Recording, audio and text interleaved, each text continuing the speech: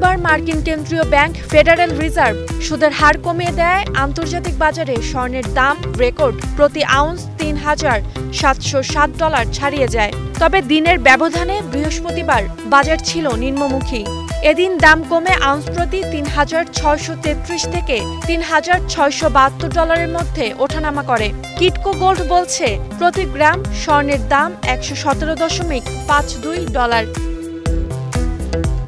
আন্তর্জাতিক বাজারের সঙ্গে মিল রেখে দেশের বাজারেও কমানো হয়েছে স্বর্ণের দাম।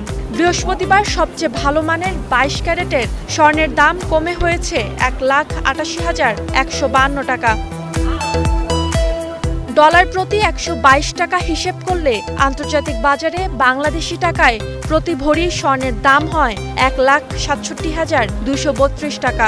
অর্থাৎ বৈশ্বিক বাজারের সঙ্গে তুলনা করলে দেশের বাজারে ভরিতে স্বর্ণের দামের পার্থক্য অন্তত 20,000 টাকা। বিশ্ববাজারে হঠাৎ কেন এত বাড়ছে স্বর্ণের দাম?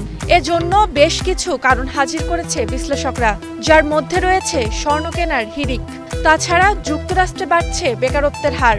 চাকরির বাজারে সম্ভাব্য ধস ঠেকাতে মার্কিন সুদ হারের লক্ষ্যমাত্রা 25 বেসিস পয়েন্ট কমিয়ে 4.25% রেখেছে দেশটির কেন্দ্রীয় ব্যাংক। এতে বেশি মুনাফার আশায় স্বর্ণের প্রতি আকর্ষণ বেড়ে গেছে বিনিয়োগকারীদের। তাছাড়া অন্যান্য মুদ্রার বিপরীতে 2 মাসের মধ্যে সবচেয়ে দুর্বল অবস্থায় রয়েছে ডলারের অবস্থান।